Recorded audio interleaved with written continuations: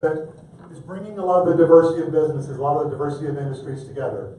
The Citrus Club has done that for 46 years. Our parent company, Club Corp, for 60.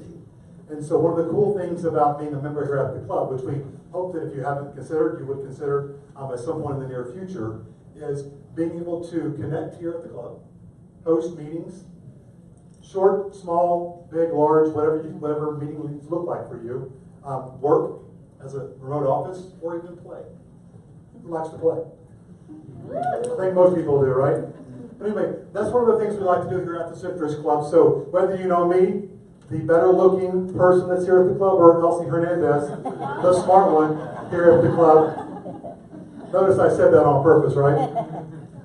But see one of us talk to one of our members, all three of these great individuals, many of you others are members here at the club, and ask them how they use it.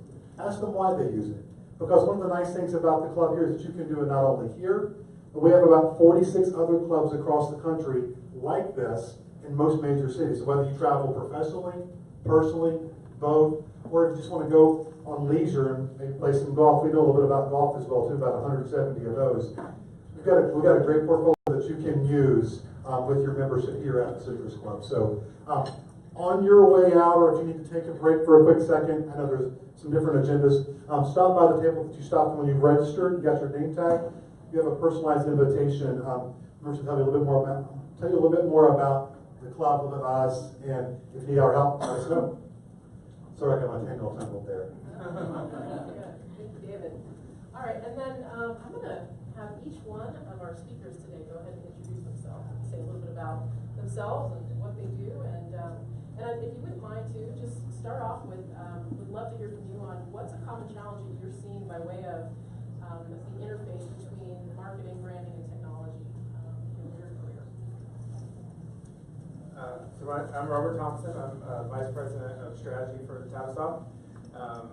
We are quite a diversified company here within Orlando. We're mostly known for Lake Nona development, which is about 70,000 acres, and the newest Sunbridge development, which is 24,000 acres, and then we also own Isleworth. But we own everything from Tottenham Hotspurs in England to about 150 restaurants in the United States, and land holdings in bioscience, and all kinds of hotels, et cetera, et cetera. So for me, my job at Tavistock is, I always say, is to extract value. So it's to extract value out of existing assets we have and or opportunities. So I work all marketing, communications, public relations. I have the lovely pleasure of working with Kelly, because also all government affairs reports up through me as well. But I've kind of started to serve as this de facto technology person at Tavistock. We're actually looking for a possible CTO right now. So is there anyone in the audience? But I think the struggle we have is there's a data glut. You hear people talk about this, where it's just this insurmountable amount of data, and it's really trying to figure out how do you take that, make sure that it's not garbage, and then turn it into insights that are executable for our marketing and communications teams to drive results. And I think that's probably a common issue, right? Hello, my name is Adam Scheinberg. I'm the Vice President of IT for Massey Services. Most of you probably know who we are. We are one of the largest pest control, laundry and shrub care, termite control, and irrigation companies in the Southeast U.S. and in fact the whole nation. So to address the question, coming at it from the other side, since I'm on the IT side, I think one of the challenges that I face, that many of you probably face, and that I'm sure we'll dig into today, is understanding the boundaries between where a marketing department would play and where an IT department would play, and where there's bleed over and how that bleed over is managed. So I'm excited to chat about that in a bit. Good afternoon, I'm Roy Reed. I'm the Executive Director of Communications at Adventist Health System. And first of all, thank you guys for putting this together. I'm a huge fan of Orlando. My family moved here in 1967, so seeing the wave of change and all the new faces and all the faces that I've collaborated and inspired with over the years, it's interesting to be in this room. I came into this job just over a year ago, and was working at the time for what we called our Florida division. Most of you know us here in Orlando as Florida Hospital. And in December, we named a new CEO, Terry Shaw, and that combined all of our resources. And now I work in the strategy office for all of our United States facilities. As I look at it from our vantage point, one of the big challenges in healthcare in general is what Terry has challenged us to be as an organization, and that is we have to engage the consumer. Most people look at healthcare and say, well, you take care of patients, but the way the business works is not consumer-oriented. It's been a B2B situation. We worked as a place where physicians would bring patients to do things. We worked as a place where managed care members would come. We've been patient-oriented when you're with us, but as an operation, we have to change now and get more engaged with people outside of the walls of the hospital. And how are we doing that? We're doing that with data and marketing. We have to now find new ways to reach people, but we're also challenged internally to communicate more effectively with these tools with the people in the organization. So we have to find different ways to engage our leadership, engage our employees, and then have them much more engaged, as Robert talked about, with all of this information we have to really bring it down to a very personal experience and a healthcare partnership that we're going to have with people through their whole life. So it's a little thing we've got to get done, but just to change the entire healthcare landscape. But a lot of those answers lie in the things that we're going to talk about today.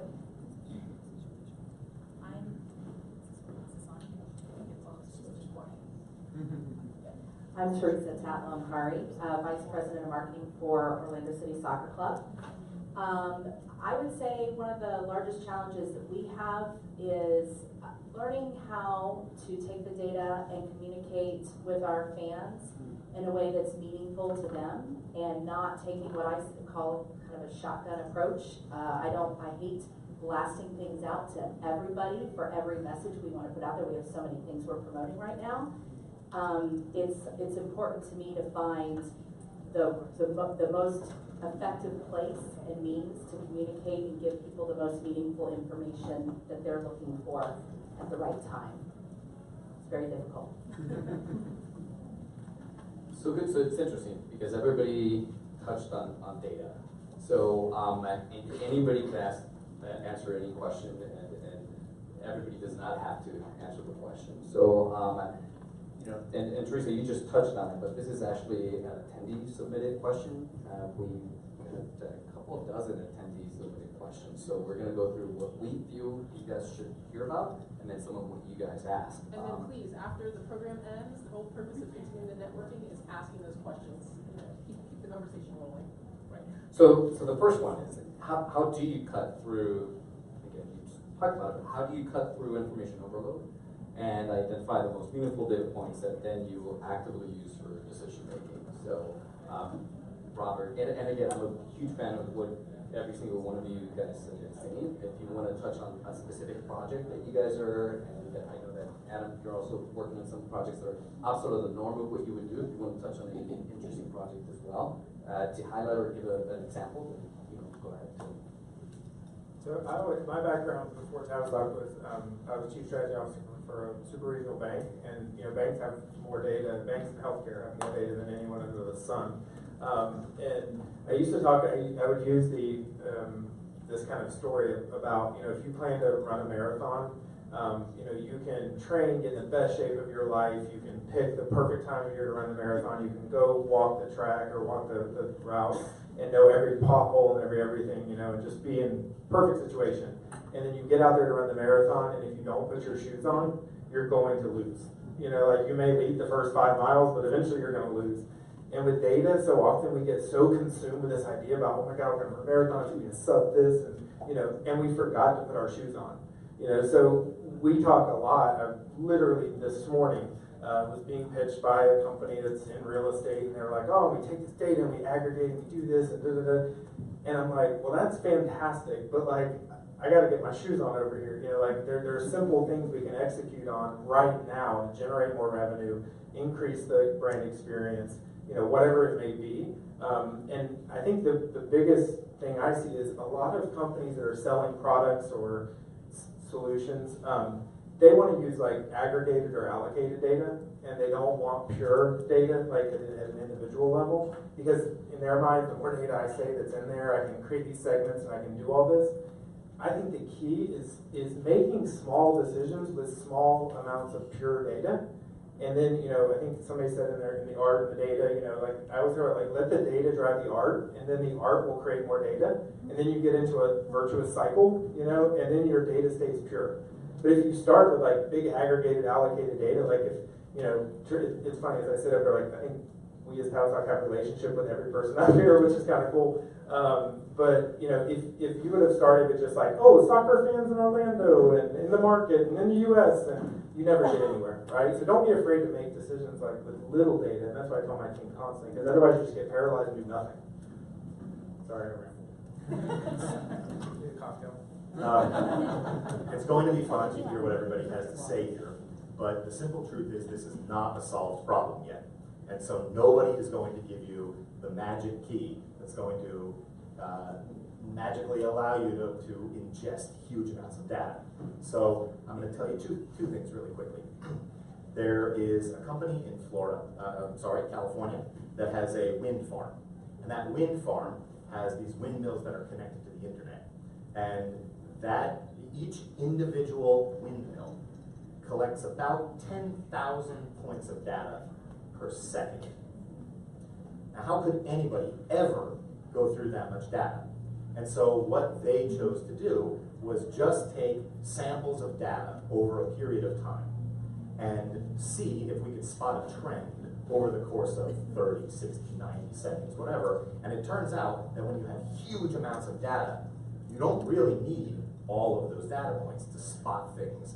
And what they were able to do is spot a windmill that was beginning to fail long before there was a problem. And so the repairs could be done long before there was actually any sort of downtime. So that's sort of one approach, is don't be paralyzed by the data.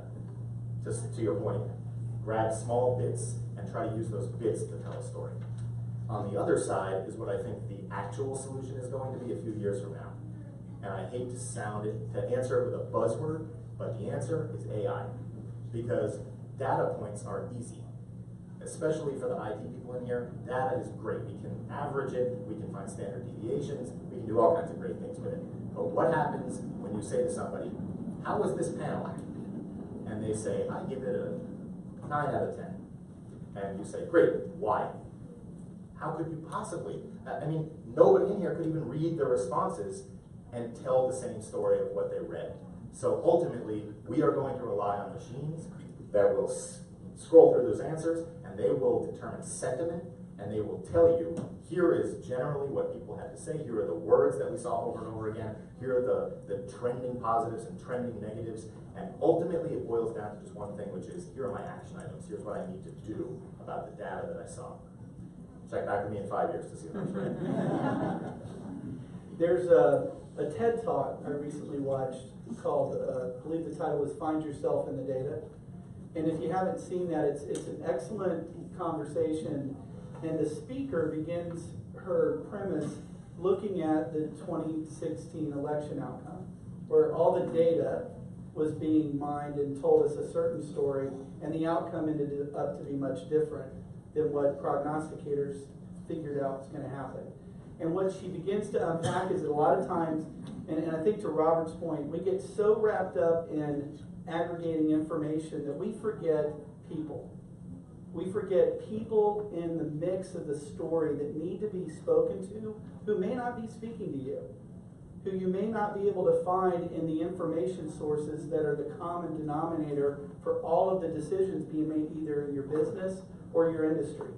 And so one of the things that we're trying to do as we move down this road of being a more consumer engaged organization is to ask the question, not just the numbers, but what are the people telling us need to happen here? Because healthcare is a very personal experience, and if all we're doing is aggregating to a common number, we're going to get it wrong more often than not.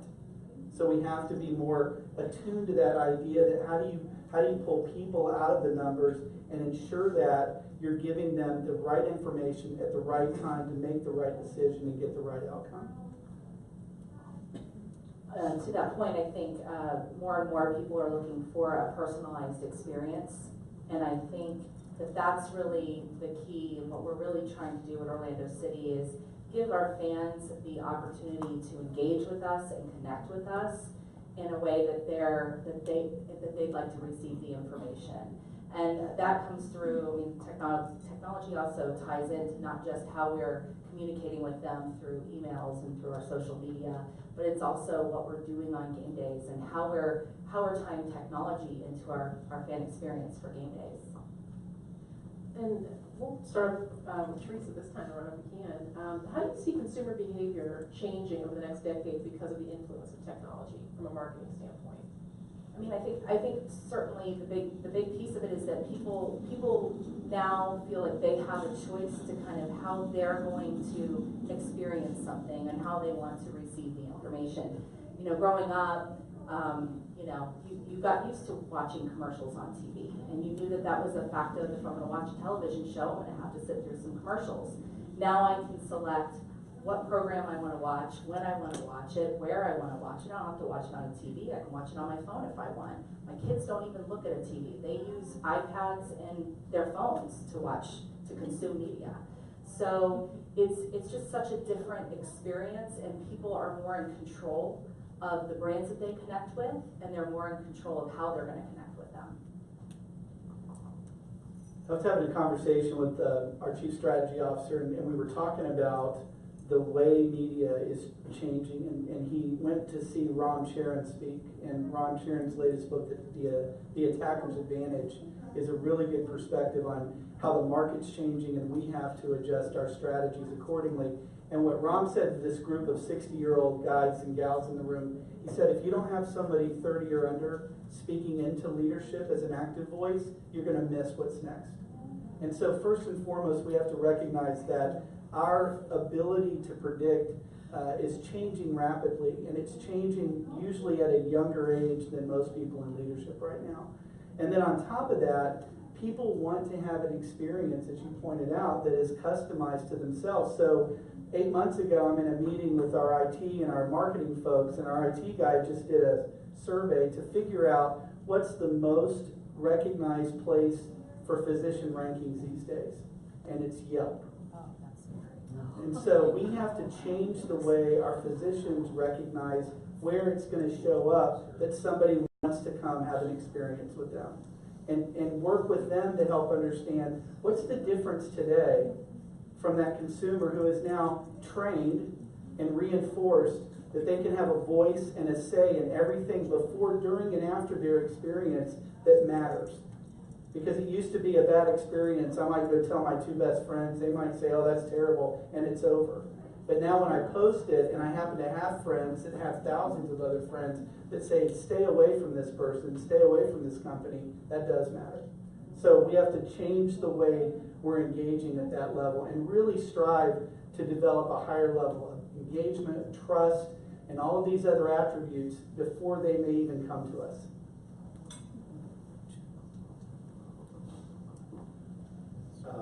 I don't have a lot to add on top of that, but one thing I would tell you is I use an ad blocker in my browser, and I'm willing to bet that a good chunk of you do as well. One thing I have noticed is that there are a number of companies who have gone out of their way to create advertising that's less obnoxious and more tolerable, and oftentimes isn't dynamic, so it's just a simple thing that's right there, and very frequently uses cookies to usually pitch a product that I might be interested in. And I've become much more tolerant of allowing ads to show on different websites I go to, both because I want to support them and because the ads, I think, are more appropriate. Now, maybe that's just because I'm getting older and I'm more patient, I don't know. Most people I know wouldn't say that, but I'll say that now. But the other thing is, I think it's really important to understand who you're talking to and what they want to see, because you really have a limited amount of attention for most people, and it's more competitive to get their eyes and to get 2 seconds of their brain space. And so really talking to them in a way that resonates is much more effective. Yeah.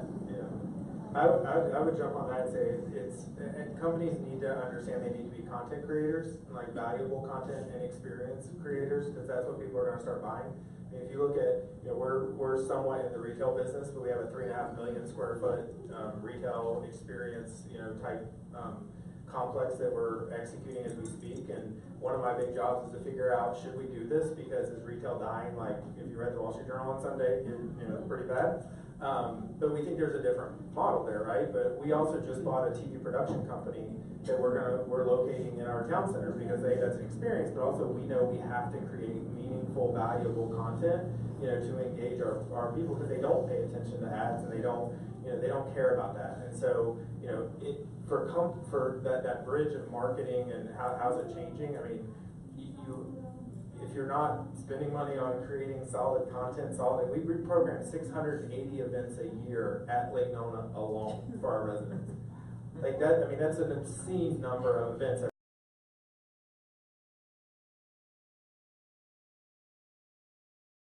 Well-being or whatever it may be, it's a wide variety of things. But we barely spend a dime on advertising, because we focus.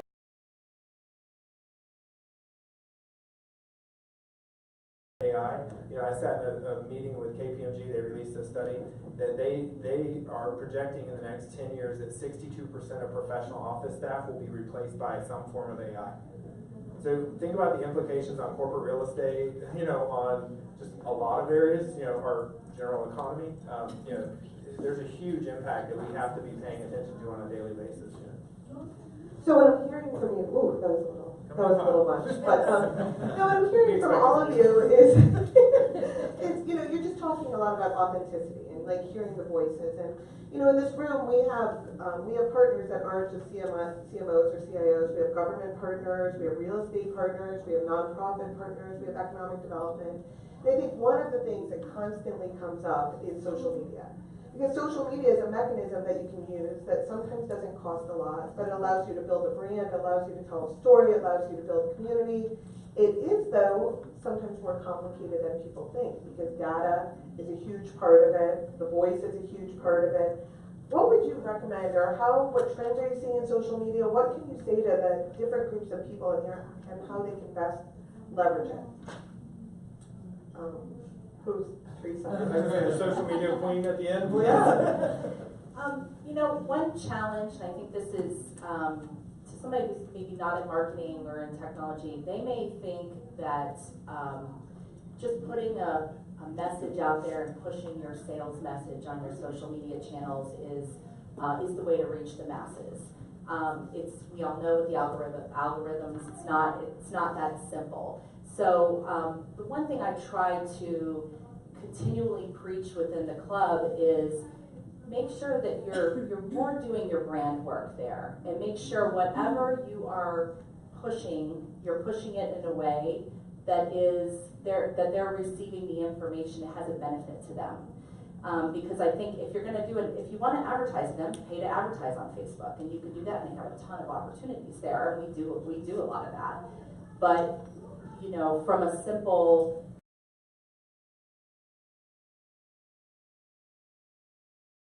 advertise, you have to pay for it, and you're best off to build your brand. And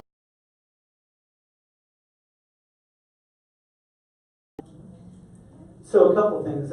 First of all, it's called social media for a reason. It's intended to bring relationships together. So your first job, as you're pointing out, is to build a relationship. So don't start selling until you've earned that opportunity to do that. The other thing is to recognize what is the job of each of the outlets, because they all function very differently. They have different reasons why people are gathering there. So you need to learn that, and you need to understand the dynamic of that, because they don't work individually, but they do work very well collectively. So as an example, we were in a position out at UCF where we needed to market our evening MBA program. And so utilizing different channels supported by an email campaign, that experience that Facebook is going to give you crazy activity. I mean, just literally tens of thousands of clicks onto the page and everything else, and zero conversion. But when we looked at LinkedIn, we had a fraction of the activity, and we had hardcore conversions because the job of LinkedIn is to manage your career. So understanding the dynamic, we created a tension over here, and it might have gotten people engaged that were is one social media outlet going to be your panacea for a marketing campaign. But woven in strategically, they can serve very, very specific roles for getting very specific groups together. And as Kelly pointed out, there's very few places that you can actually aggregate your data down to the smallest common denominator like you can on social media. Can I get a little existential for a moment here?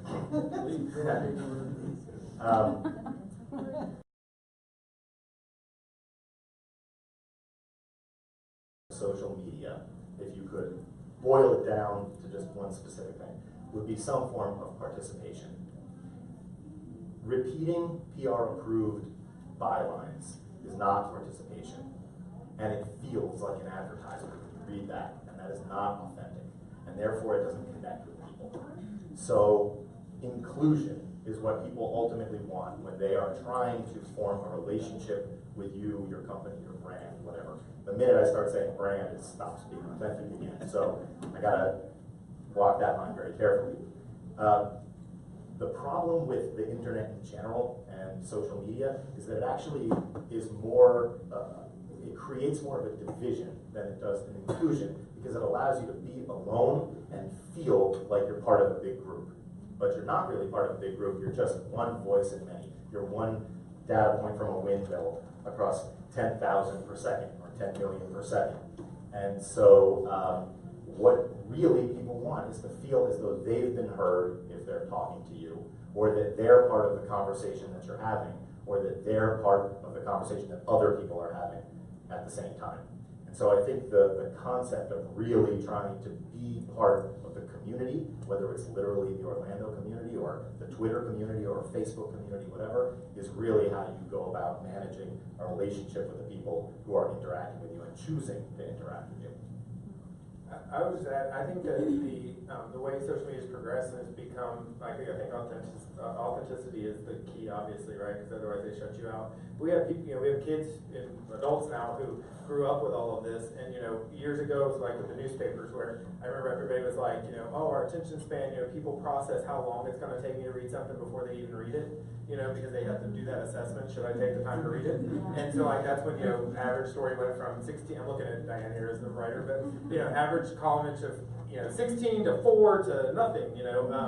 So authenticity is important, but I think what it's also indicative of, to go back to Teresa, is your CEO, your owner, your whomever, your client, the people that are ultimately making the financial decisions for the company have to understand that the old school metrics of like, I'm going to pay for this and get this many eyeballs, and this is the conversion rate, and then I get this, I sell this many products. Right. It just doesn't work anymore. And so you have to get buy-in at a very high level to understand, and I will give General Motors credit. When I had an agency years ago, we represented General Motors for the Southeast, and they poured a ton of money into just getting people in their cars.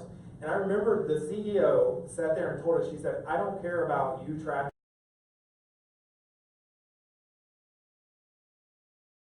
Put a 32-year-old in that car that has no interest in that car, but then they get on the phone with their mother in Cleveland, who's like, oh, I've been looking at new cars, and they're like, yeah, I looked at an SRX, and I looked at this, and I looked at this, and they may go, oh my God, they're great, Mom, that SRX, I drove it, and that's what she needed to buy the SRX. You have to look at like investing in the brand, and social is just a little component of that. So if people are like coming to you wanting the sales, the correlation sales reports of marketing spend to, then that they need a whole shift in their general philosophy.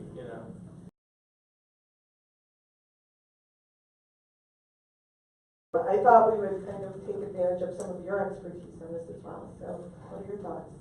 Again, I think everything that was expressed is spot on. I would absolutely concur and agree with, and I think probably the bigger issue is really understanding your audience.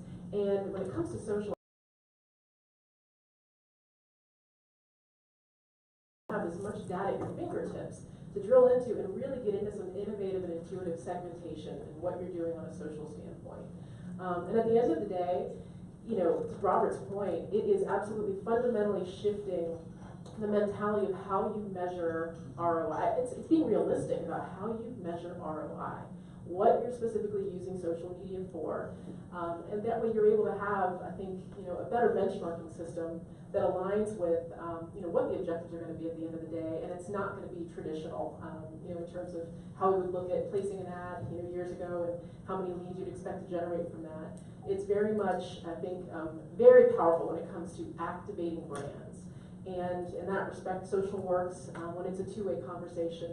I think the failures that we've witnessed and have salvaged for clients is when, you know, they've held the reins so tightly around their brand that they've been unwilling to let natural conversations transpire, and they may go a little sideways sometimes. That's actually okay. That's kind of what discussion's all about. You know, but I think it's absolutely understanding your audience, being realistic and understanding what the goal and intention is of using social media, and then finding novel, clever ways that it's going to resonate with your audience. And there's a connection to, so I'll give Stephanie a plug. When I was Chief Strategy Officer at Old Florida National Bank, she was our agency. And so we worked together for almost 3 years on a lot of stuff. This is the point where if you're a marketing person, where you should go reach out to the data person in your company, because they can help you prove this out ultimately, right? Because you have to. I'm going to end all advertising, and I'm going to spend it on these ideas Stephanie came up with in terms of community events and taking over College Park and making it orange. And they're like, really? You know, and then we ended up moving about 1,400 households from one quadrant to the next, which in the bank, you know, you have different quadrants of getting them in a positive direction. Long story short is it put about $3.7 million to the bottom line in 18 months. And, you know, which for a bank that their total, you know, total bottom line was only about 12 million bucks, it equated to somewhere in the neighborhood of 27 cents a share. So when we sold, I appreciated that, and a lot of other people did. But it took us to get, and Stephanie literally came in and gave this giant presentation to all of our bankers, you know, like 64-year-old dudes from Apopka that are like, I'm not getting, you know, I'm not buying this, you know. But the way we ultimately proved it was, I can only say those statistics on the households because I became like this with my CIO, because he had do it, you know, and then we did it, you know, and it worked. So that's where you find the partnership, I think.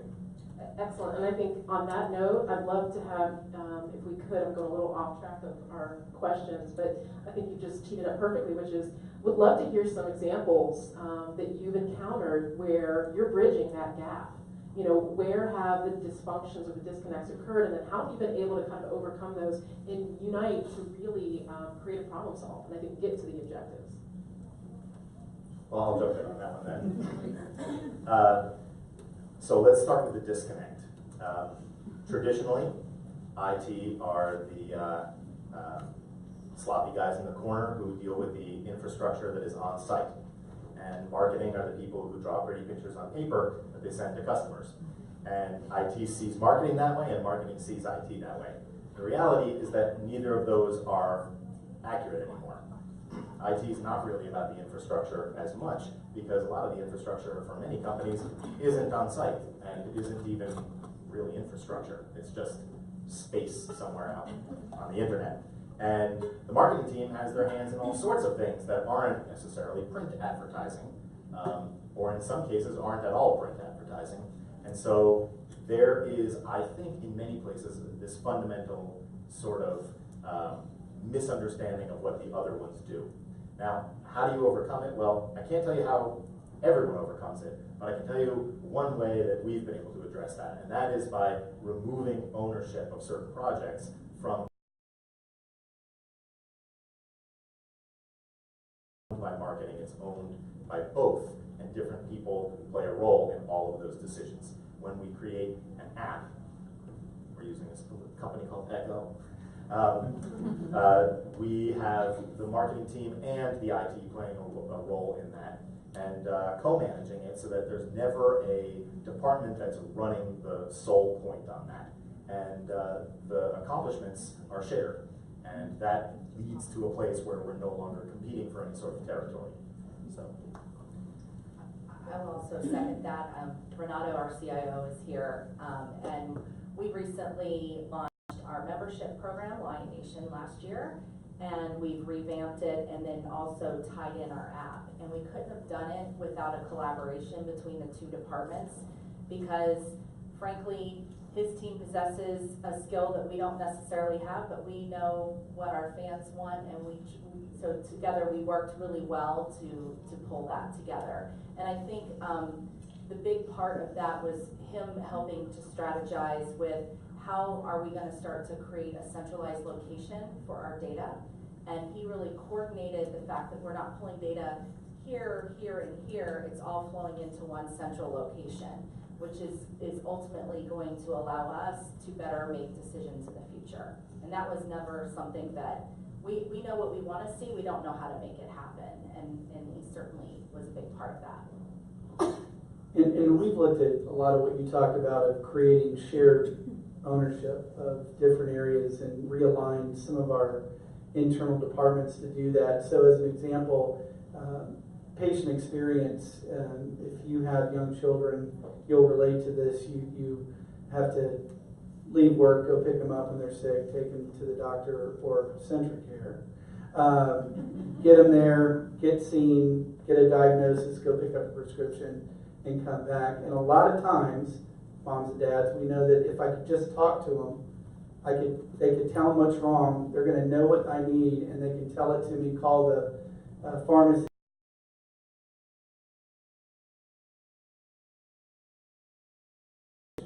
Which is a meaningful thing. So in that regard, we're piloting an app now for some of the members of our of some of our insurance programs where they can do FaceTime with the PA instead of having to do the other ordeal. They can just go on FaceTime, explain it to them. Now at that point, if they need to come in, the PA can certainly direct them to that. But in a lot of cases, we're talking about being able to give people their life back, which is a great way where IT and marketing now come together and provide something to a consumer that doesn't just make it easy for us to take care of them, but makes it easy for them to get the care they need.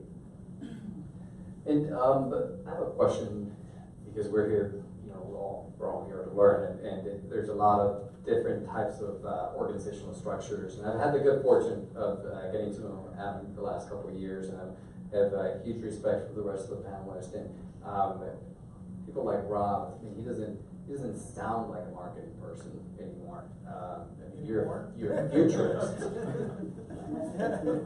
best thing. Because where are things going with the world of marketing? And we talked about this. As the chief strategy officer, the role of feature that combines those two. And again, you're a futurist. And Adam, definitely, you don't talk like a technology person. And I think everybody's seen that. So what is the role of the future? What is going to happen with those two roles, with those two very siloed roles and departments?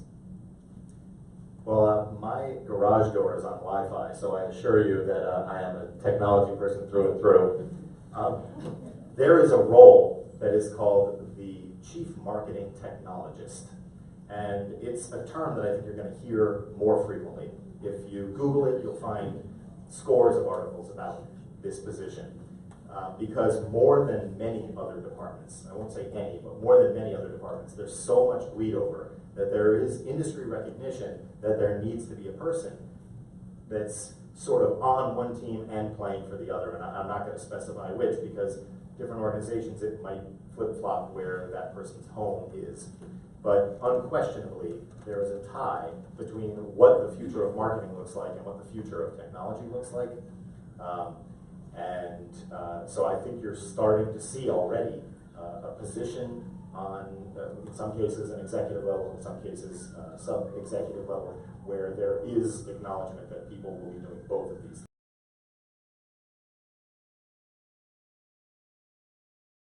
Right. I like that, by the way. So cancel that VP of CTO or conversation earlier.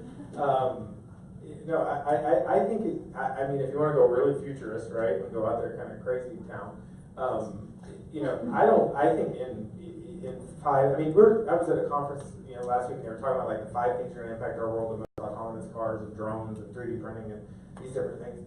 And we have a relationship with Google and IBM Watson, and we're building out our data collection strategy because we happen to have a unique insight and ability to collect data when you own the cell towers and own the cable company and own the internet company and own the land and own the hotel and own the restaurants and and all the leases. And so we're working with these guys to not be crazy big brother, but I just think we're going to get to a point where there's no such thing as like outward bound marketing. It's just going to be telling your story in an authentic way and creating content, because people are just going to they're going to make that decision based on information they gather, because we are in an instant gratification society where you get anything at any one moment.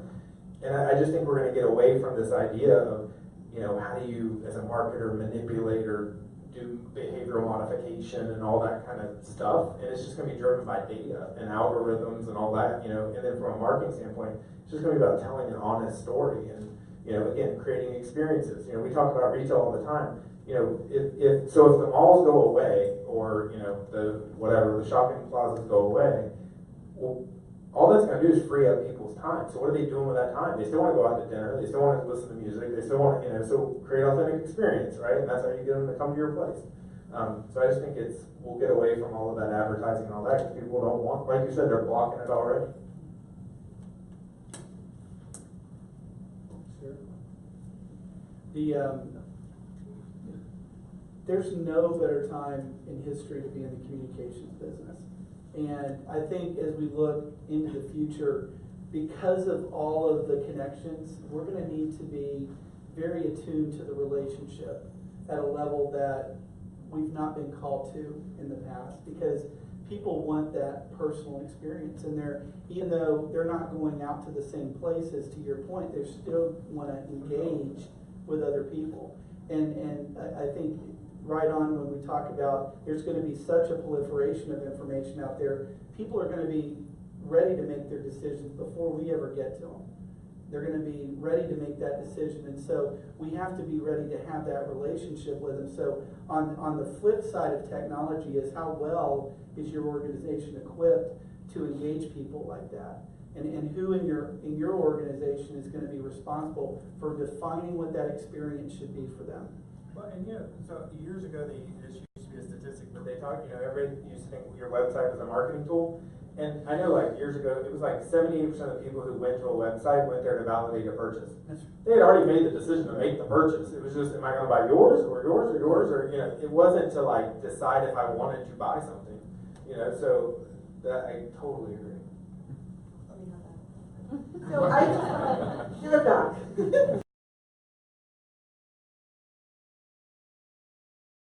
Let me tell you, this is the briefest I've ever heard. So, a long time. Now, all joking aside, how many people are in marketing or CMOs here? Raise your hand. And then how many people are CIOs or CTOs? And then how many people are none of those things? So it's kind of interesting, because what you're seeing here, okay, so from the CIO, CTO, we marketed this is our first one. We're trying to figure out what makes sense here. But we're seeing some of the CTO, CIO here, but the marketing and the others here. And so what we're trying to figure out, I think, in the end of the day, is how do you connect these dots? I know we've talked about the need for it. It's clearly here. I mean, what you're saying is this whole paradigm is shifting. What we're doing, we have to approach differently.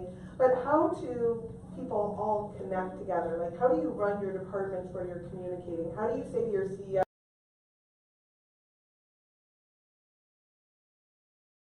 you've had to kind of pitch to bring all these disciplines together and make them all work as one. So do you have any advice for people, whether you're CIO, CMO, or just someone who really wants to have a better strategy about it, and how the audience to take some questions? I would say, actually, it was because of a meeting, but it's funny that it is today. But Stephanie has a deck, I don't know if you remember this, that she did for me when I was speaking at a conference years ago, and I pulled it out today and gave it to a bunch of folks on our team. That's about how to create a data and analytics culture at your company or something like that. I think the root is you have to, if you can't get the top to understand the relationship and how marketing works and how IT, that IT isn't just here to figure out how to only save money, and marketing isn't here to only figure out how to spend it. They can come together and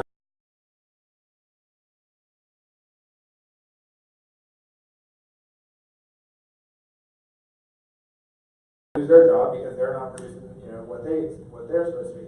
So I think you have to go to the top and get them to understand. And the same way we said, use a little bit of data and make a decision, use a little bit more. Start tiny, and I think variance analysis is a huge thing, and your IT people can help you do that because you can prove. You got to talk the top line. And I would suggest, by the way, because we're all talking about brand, you should do one of these with marketing and HR.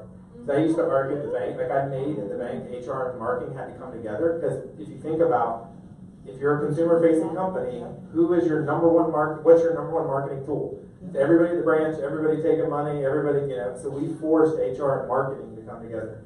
And like, I would say that would be a really cool panel. With a proud L at P&L.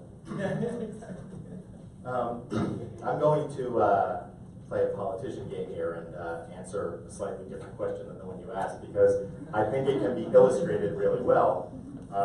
There's a small company in California called Netflix, and they have done a great job at marketing and at implementing IT in their marketing. So for example, you may have seen that recently they switched from a 10.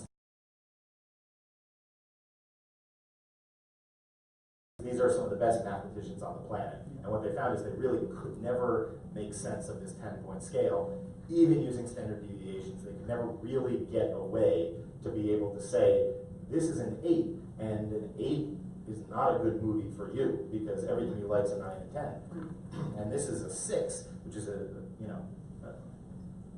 generous grade for you, etc. So they went to a simple binary system. So lesson number 1, be willing to pivot when you recognize that something is not working the way that you want it to.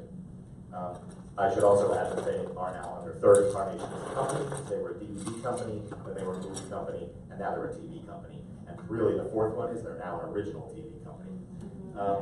And then the other thing, of course, is if any of you are Netflix subscribers, you probably have noticed that you started getting email from Netflix that said, we just released a show that we think you'll like. Because they have this massive data set and they know exactly. So they can quickly use that data. So their IT team can generate huge amounts of data, boil it down to specific things, hand it off to their marketing team who knows exactly how to get you to add something to your list to watch their original programming before you're willing to watch whatever CSI something. So I think that's a great example of some things that have been put into practice that solve the problems that you're really asking us about. I think at the core with getting leadership to buy into anything is that you need to understand what the value proposition is. In other words,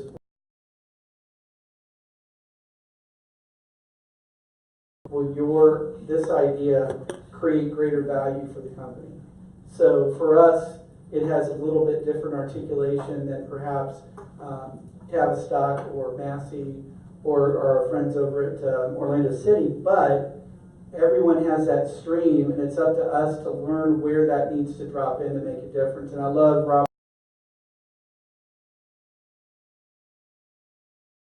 Us is based on that nurse or that doctor that sees you at one of our locations, not anything I do.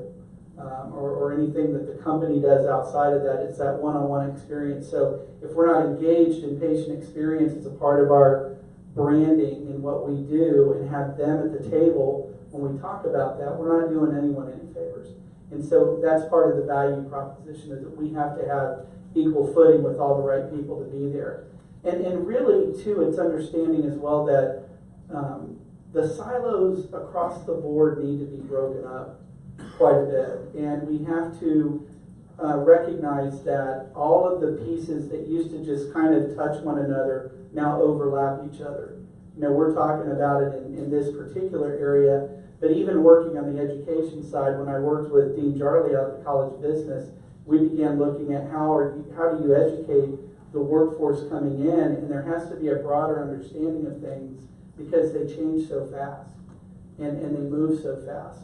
And there can't be just a one locked-in way to look at information technology. It's got to flex with how the market and all of the other stakeholders are demanding that change.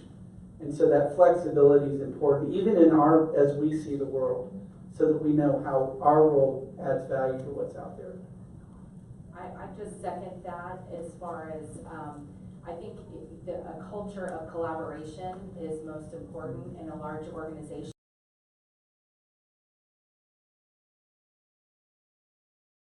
Look at the operational component of us putting on a game day, and without having marketing at the table, without having your technology group at the table, you may not even be able to get people in the building on time.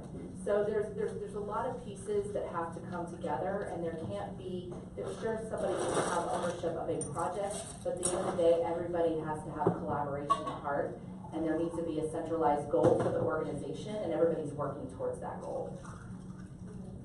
Great, and I want to actually do a little bit more advocacy work for the CTO and the technology groups, because they really, their budgets are just going to get bigger in your organizations. They're going to have more leverage, and now here's the backhanded compliment, actually. They don't necessarily have all the information on the right use of, sometimes the right use of the brand attributes and messaging, and the business case for everything that they're going to be potentially developing. So they need the marketing departments. That collaboration needs to be there. But I'm telling you that you're going to see that power shift more towards those groups. So just like here, it's mostly marketing people or other, and less technology people, and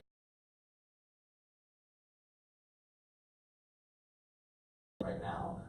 But the people that are like the few tech people who are here and the Adams of the world are going to start understanding how they could make their department the one that makes some of those decisions. Those have been my observations running my company and consulting and actually helping the technology group first and helping them advocate for marketing and on behalf of whatever product they want to develop. So I see that shift happening. Stephanie and I are going. There's a lot of marketing people that attend that conference, but you see almost every single one of the tracks has to do with some way to leverage all this new technology innovation, that all the buzzwords. And I know that we're opening it up to the audience for questions, but I'm going to throw a few little words and things that are coming up that everybody needs to know here. But everybody wants to know about machine learning and artificial intelligence and AR, VR, which are not the same thing. So those are the things that you kick off a question with just that. Machine learning. So how many people here in the audience are familiar with that term? Enough, actually, just really good. But so Rob, do you want to go ahead and give? What was the last part of that? Introduction and what? I just cut myself off. Machine learning. Just whatever you want to say about machine learning. Let's just go ahead and throw that. Literally machines who learn. I mean, I know that sounds simple, but improve through the process, collect data, interpret the data, often utilizing AI, and that we're spinning off data for ourselves. With the advent of IoT, I was out with GE recently, and this is like their big area. That they now spend, I think it's like $4 billion or something this year on IoT. GM just said recently they're no longer a car company, they're a data company.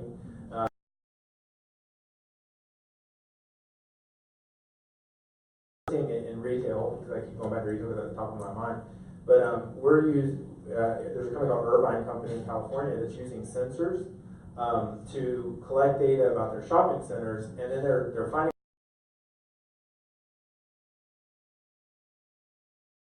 stay there, if they go in, how long are they in there, they're collecting all this data, and they're now charging higher lease rates based on the store and the storefront and how much they allow, and all of that. But anyways, this concept that we're going to be driven by this IoT and AI and all of that. I mean, it's here. It's not in the future.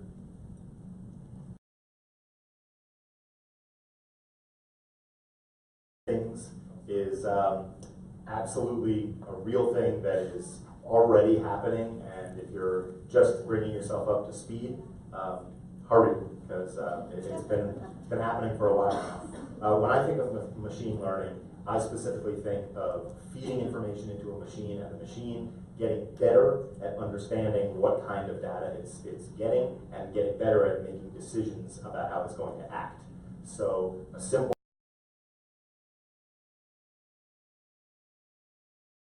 based on when lots of hot bodies are packing into a room and saying, you know what, I can anticipate that at 4 o'clock it's going to be a lot warmer in here, so I can start not going up to 90 before I cool it back down to 77 or whatever. Something that this could potentially be used when we use it in conjunction with terms like AI to ingest large amounts of data. When we talk about IoT, which is exactly the kind of thing that might generate large amounts of data, these terms all start to work together to come up with solutions toward further automation, toward to work, and in fact, being better at doing it than if we were actually sitting there telling you what to do. So, do we have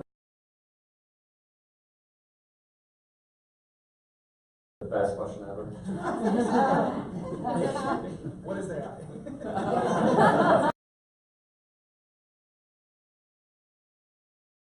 I have a marketing company called Diverse Media.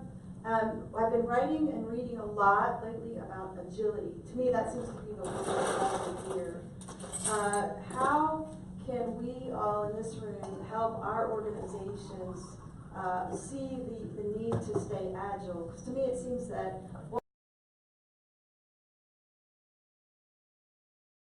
and what is important now it's not going to be important in December in many ways.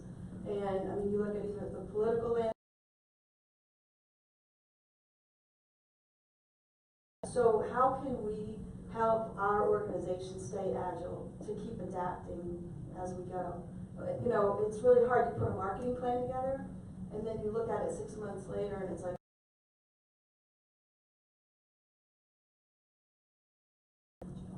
I'd say that it's been part of my, you know, I think also even internally within my department, we have to constantly be ready to shift at a moment's notice, because and change really what your goals are for the next day. So that certainly know that at any given moment we could have a meeting.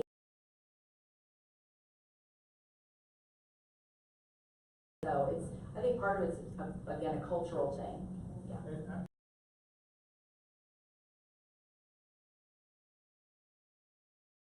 The company, the way it's explained to the case study is that this company was founded like 1890 something, and they created buckets to gather sap or something, I can't remember. And then they, like in 1902 or whatever, pots for lanterns. And then like post World War II, they bought an aeronautical company because they had, you know, technology in like metal manufacturing, and then in you know, because that company was going defunct, they didn't have to build airplanes, and then they eventually bought like a flat thing. It just kept growing. And you see this like this, you know, path of this company. You're like, what is this company? And that was like the punchline to the class. And it was Ball Ceramic, you know, like Ball Container Company. You know, you see like Ball glasses, you know, or the little mason jar type things. And their whole thing was the exploit explore model. And their argument was always dedicate 20% of your resources to exploration. And so at any today, and then 20% has to be focused on the exploration. Because if you know, BlackBerry and stuff like that, they never were exploring, and so they hit. It's just human.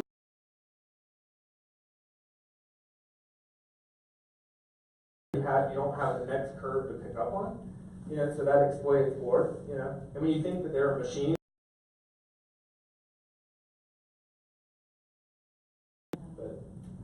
just want to add that Agile actually has a real meaning in the IT world, and it is a whole methodology of approach.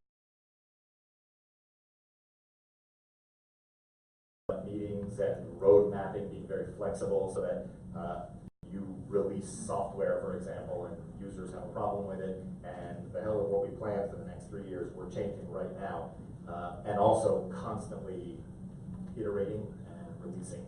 So while it tends to be developer related, it really is a greater methodology. One of the aspects of our strategy framework is to create a culture of innovation. And innovation isn't technology. There are technologies that can come from innovation, but it's more embedded in the culture of what's happening. And one of the authors that we've done a lot of reading on is Otto Scharmer, who wrote Theory U, which is at the end of the day, you want to create this collaborative environment that people will suspend judgment, refrain from cynicism, and eliminate fear in the culture so that you can talk about and bring ideas in that would not otherwise be there.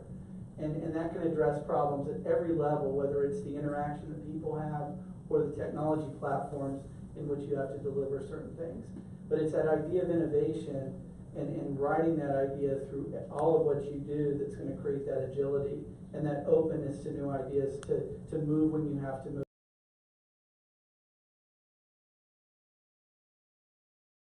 Right preparation, without the right ideas, because they're not really tuned into what's happening. Well, can I get a big round of applause for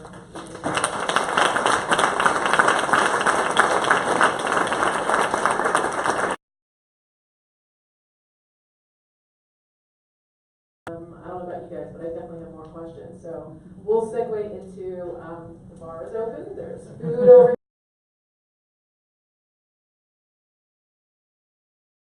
O'clock. If anybody decides they want to go and enjoy a happy hour drink overlooking beautiful downtown Orlando, you can head towards the bar area. You have to have your lanyard though in order to do so. Thank you, David. But again, thank you all, and we just encourage you to continue the conversation, and we hope to see you at the next one.